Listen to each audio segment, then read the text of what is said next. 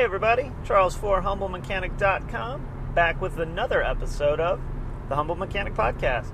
This is the podcast that we talk about cars and other automotive related things. It's cars, car repairs, and this is definitely not a Car Talk ripoff, so I can't say it, but I'm a big Car Talk fan, so those dudes are awesome. I actually had the opportunity to meet them a few years back in Boston, in Harvard Square, and I'm sure my Boston accent impression is terrible, but like most of the rest of my impressions of things. But anyway, the Automotive Podcast, where we talk about many things automotive and auto industry related, tools, vehicles, all kinds of fun stuff, being a mechanic. You guys got me in the car, as you can obviously tell. If the chips fall where I hope they fall, this will be episode 11 of the Humble Mechanic Podcast. You got me on my trip to Virginia. I am headed up to the ASE headquarters to do something really awesome, and I'm not 100% sure how it's going to play out, but the way I understand it, it's a sort of it's for the it's for the Q7 or A7 Q7. This is not an Audi class. The A7 ASE test, which is an air conditioning test. There we go. I got my brain back on track, guys. Sorry about that. And I think it's part of like a rewrite or a reevaluation of the test. I will know more tomorrow, and which tomorrow would be Tuesday, the 21st of October. Again, if this falls when I think it is, which probably means that if you're watching it, it was yesterday, but anyway, you guys will know more by the time this video hits, and so will I. So today what I want to talk about is something that a lot of technicians really struggle with, and that's what to do when the shop is slow.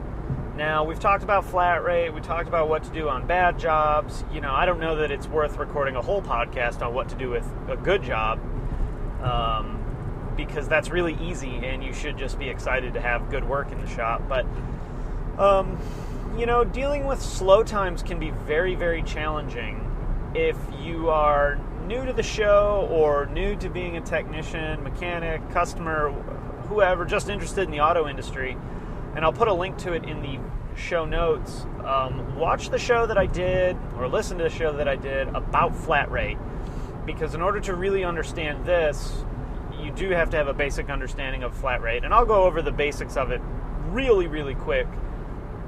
But, you know, you need to understand how flat rate works. But let's kind of move into the topic today. Real quick to bring you up to speed about flat rate. It's how most technicians are paid, especially in a dealership environment. And basically, we are paid by the job.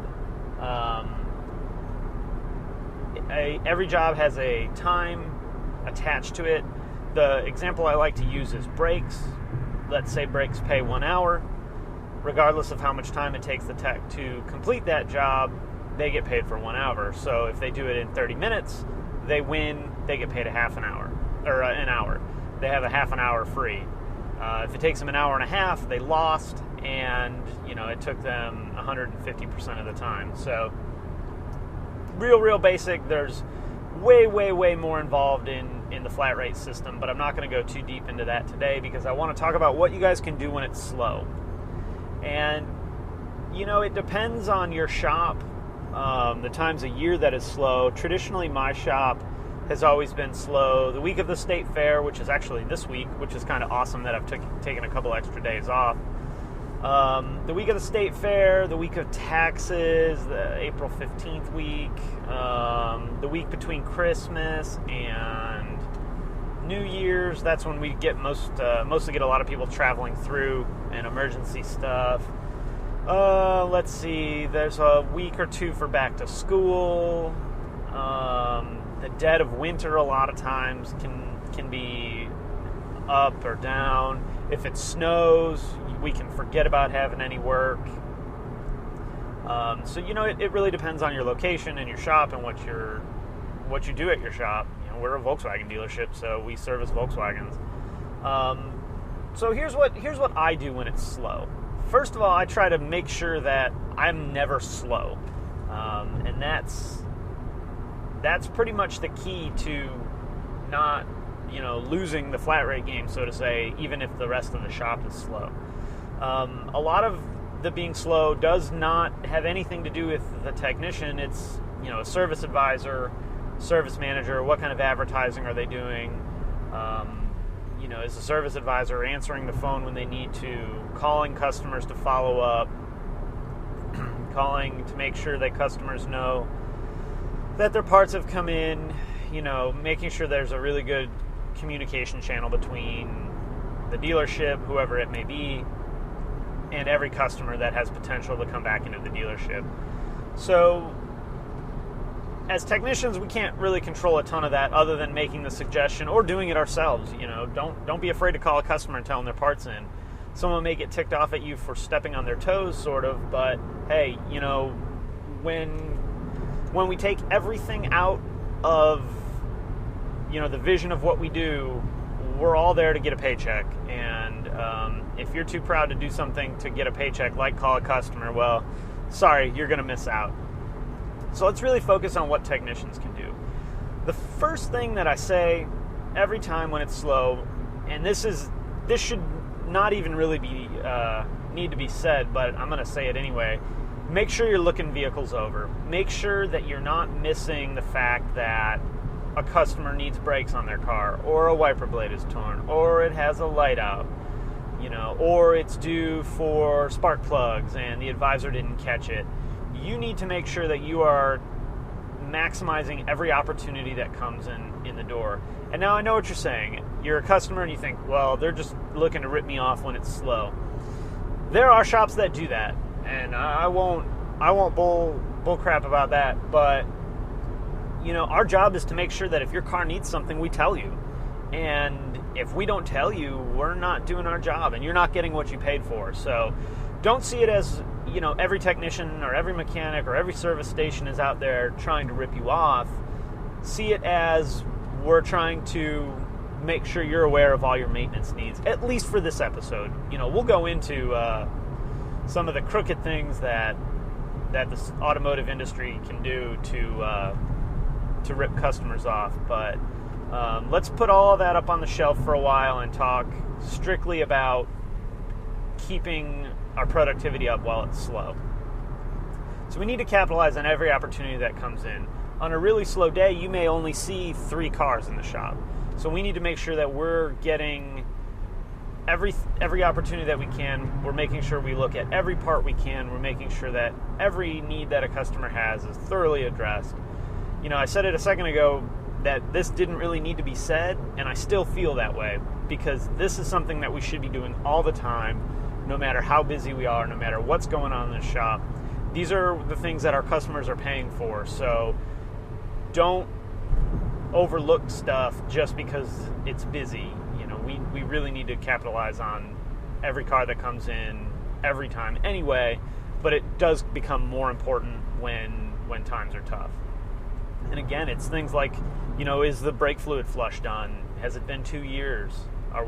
Do we know what the owner's book says or the maintenance card says? Are we making sure the customer's doing the maintenance properly?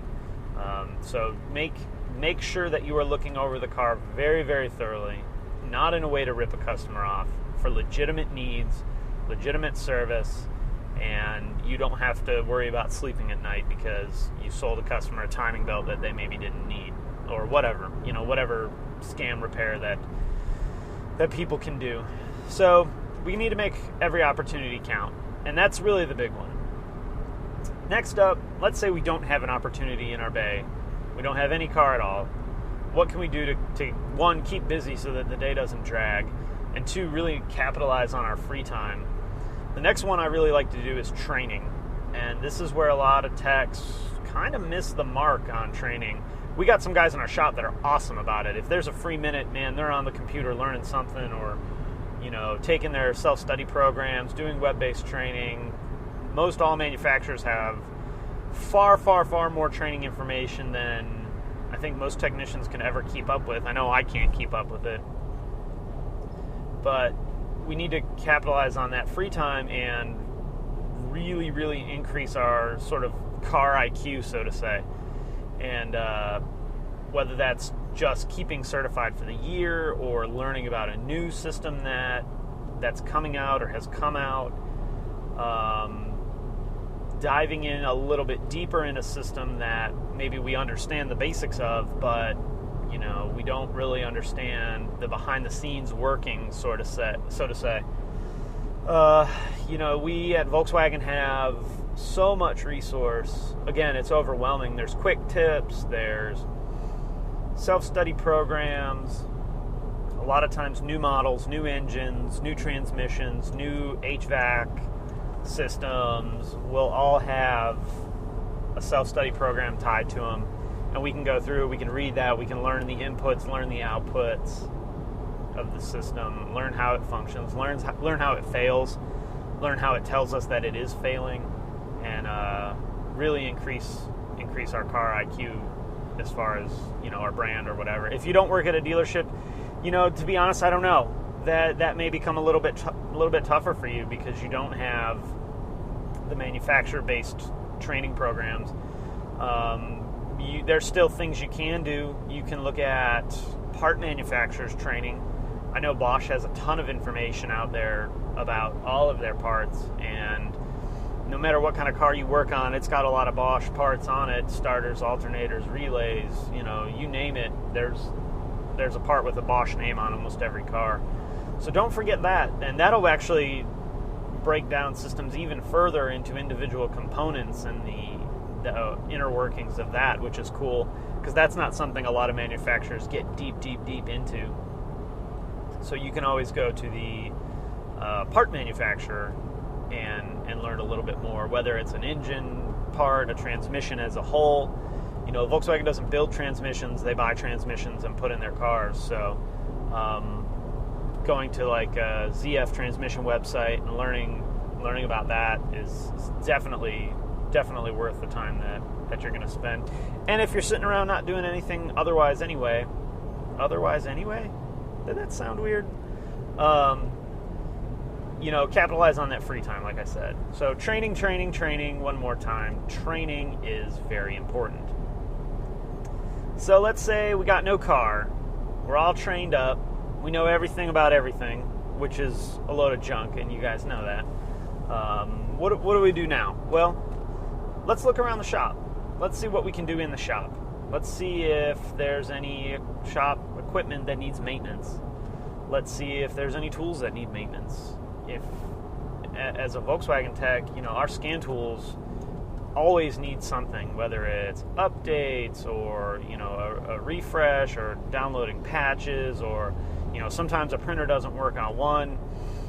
You guys may have an IT department that handles that.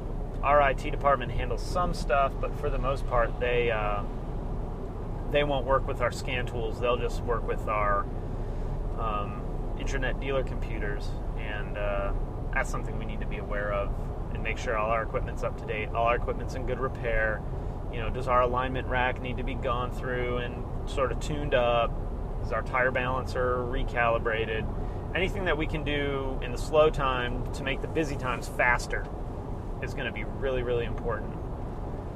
Let's see, what else? So, and the thing about that is a lot of times service managers will actually pay you for that, because it's a lot easier to pay you to maintain the alignment rack than it would be to call, Hunter out to have the Hunter guy maintain the rack.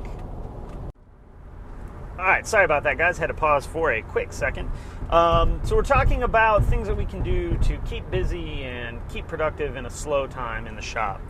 One that actually I've never done and I have given thought to, but it's, for me, downtime's usually so infrequent, just because I'm either working on cars or, doing a lot of that shop stuff that I talked about a second ago, is refreshing yourselves on tech tips, TSBs, and any kind of service information that's come out. We get an email every week of new service bulletins, new recalls, new technical service bulletins, all that kind of stuff. And frankly, it's hard to keep up with that kind of thing. It's hard to remember every single technical bulletin, but spending 30 minutes just going through some of the latest things can really help you out. I can't tell you, there's been I don't know, a handful, 20, 30 times. That's probably more than a handful, I guess. Where I've been working on a car and, you're kind of chasing your tail on something. Not terribly, but the diagnostic's definitely taking you longer than you'd like it to. And lo and behold, there's a service bulletin about it that if, you would just knew there was a bulletin about somehow magically, you would have had that car fixed in 5 minutes versus an hour. It's very hard to stay up on top of all of these service bulletins that come out, but using that downtime to, sort of refresh, or, what I usually do is skim them and go, oh, okay, Jetta has a recall, or a bulletin about air conditioning. It's an update. All right, I don't need to worry anything else about it. If I got a Jetta that comes in for an air conditioning concern, I know there's a software update. I can jump in on and print the bulletin out and follow that at the time the car comes in. That's a good one. I've seen a lot of guys get burned. It's happened to me where you go round and round and there's a simple, coding change or a software update, and you just didn't know that the car had a bulletin out. So staying on top of technical service bulletins is very important. It's something, again, that we just plain out forget about. Another really good thing to do, and this will really help you sort of understand the role that other people play in your shop, in your service department, in your dealership, and that's learn the other positions. One thing I did early in my career is pay attention not only to what the good technicians in my shop did, but what the good service advisors did. Because, you never know. Maybe your service advisor's out one day and you can hop in and fill in for them, and that makes you quite a bit more valuable.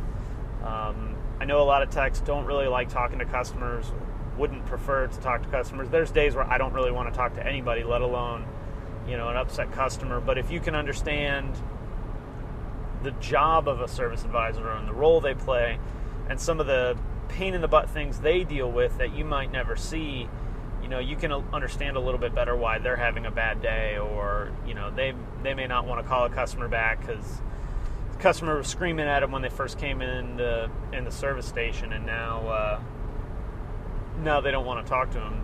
You wouldn't want to talk to somebody either after they just yelled at you. So learn the role of the advisor, even if it's just shadowing them. Learn their phone etiquette, learn their computer system, learn some of the little things that they have to do that, we as techs maybe don't see all the time, and we can have a better understanding of what they do. The better we understand their job, the easier, the more we can do to make it easier for them, because if it's easier for them, maybe they'll have a little bit more success in selling work or confidence in bringing customers into the shop. The other one is the parts department.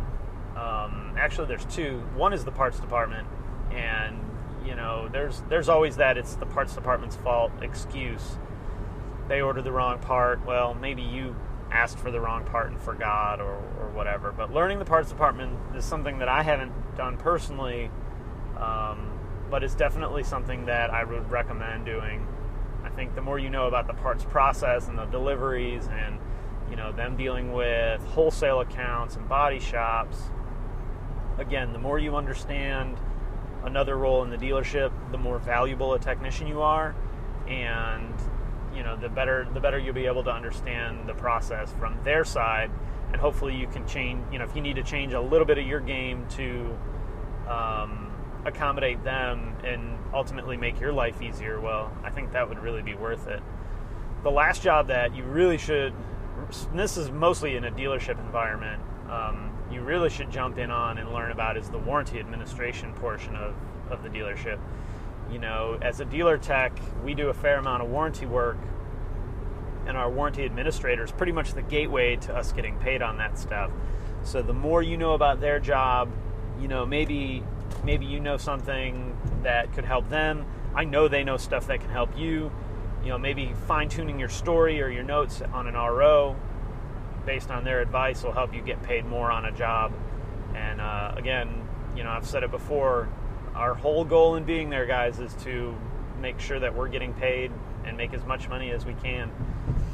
in an ethical way. Don't ever think that I mean when I say that we're trying to make as much money as we can. Don't ever assume that I mean we're looking to just rip people off, because that's not what I'm talking about.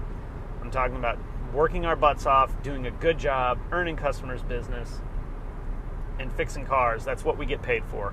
So, just any kind of a side note there, make sure that anytime you hear me say it's make as much money as possible, or we're here for the paycheck, that what I really mean when I say that. But it's just like any job. 99% of the jobs that you go to every day, no matter what you do, you go there because you get a paycheck. If you didn't get a paycheck, you probably wouldn't go. There's people doing really, really important things for very little pay, and you guys are awesome, but for the average person that gets up and goes into a job every day, we're doing it for a paycheck. So just, again, keep that in mind. But sorry to get off task there a little bit, but I just want to make sure when you guys hear that, you don't think I'm recommending or promoting taking advantage of customers, because that's really like the furthest thing from what I'm doing. So, and I think you guys that have known me for a while really understand that. But all right, let's get back to talking about what we need to do when it's slow.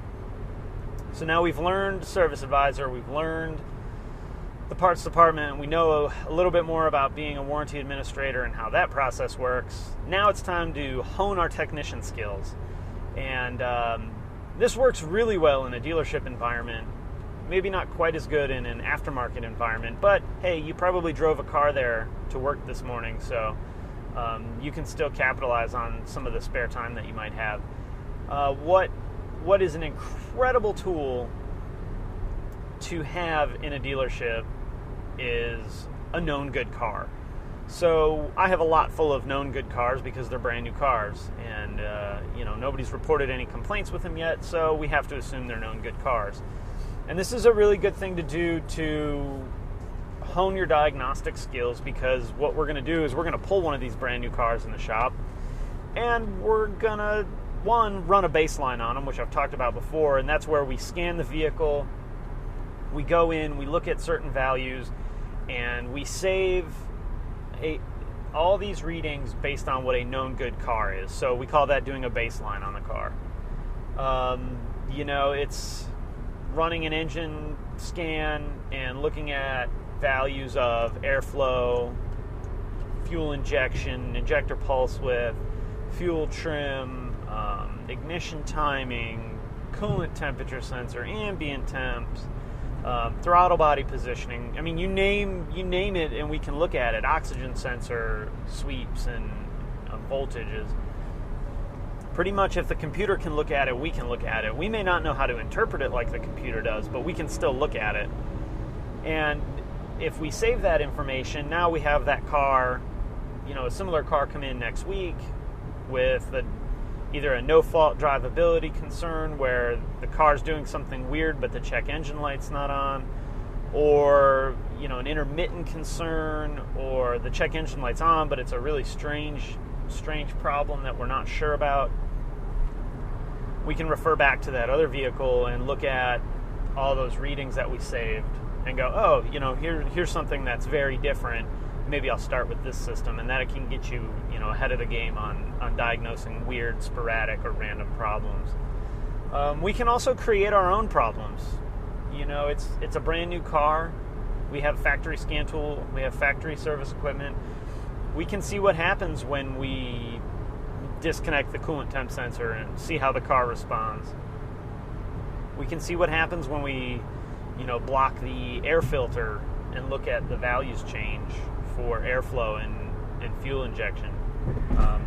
Obviously, I can't recommend you doing anything that would permanently disable the vehicle, or, anything really beyond unplugging something, or, a really simple deal like that.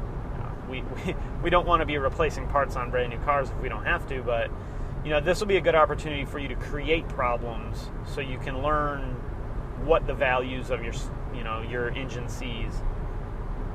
You can learn what happens when you block off the airflow to the engine, not completely but partially, and see how your values change. See what the ECM will see, and put that in sort of a little documentation package, or write it down in a notebook so that you have these known good numbers, known bad numbers. On the numbers that we knew were bad, we knew why they were bad, so we can refer back to that when we have another problem with the vehicle. And that's really, that's the kind of stuff a lot of times we'll do in our training classes.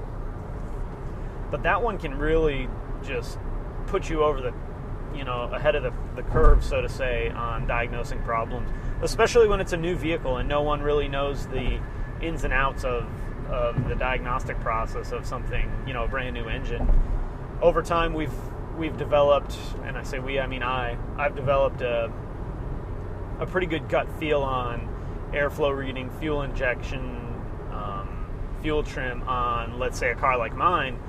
But a new car, those numbers could be considerably different, and something that I would consider to be out of, a normal operating range, if it were this car, on a new one may be perfectly normal. So we need to, adapt our gut feel, so to say, onto newer vehicles and newer stuff. There's also, we're talking about lot cars. We can check lot cars for updates and recalls. That's one I think the dealership that I'm working at, my dealership, is doing now. Is there's guys coming in on their day off, doing software updates on lot cars, making a bunch of money on it too, which is awesome. They're working hard at it and kicking butt. That's really a dealership environment, not really an aftermarket thing. So if you're a dealer tech, you have that at your disposal. We also have sort of an oddball one that if times are really tough, you got to do what you got to do, and that's calling used car lots, or if you work for a big dealership conglomerate, checking other dealers' inventories for your brand. So let's say my dealership, my service advisor would call some of the local dealerships that maybe have a Volkswagen on the lot, get the VIN for the vehicle, run it and see if there's any open updates. And if there's an open recall, we can run and grab the car, bring it back, do the recall, and deliver it back to them. They only have a car off their lot for a little bit. We get a vehicle in the shop. We get an opportunity to look it over and at least execute a recall on, That one's kind of an extreme out there one, but hey, it's better than standing around not doing anything. And again, it's making money is better than not making money. So, I'd actually like to hear you guys' thoughts. I think I covered most of them. There's probably one or two other things that a lot of people do to sort of pass the time and make sure they're getting paid. But post your thoughts in the comments section below. I always appreciate that. I love hearing from you guys. I love hearing your perspective on what we talk about on the show. This is definitely not just me sitting in my car with a microphone on preaching to you guys. This is a two-way street, so I'd like to know what you guys think. If you have any other advice for us techs on what we can do to sort of hone our game while times are slow, again, post it.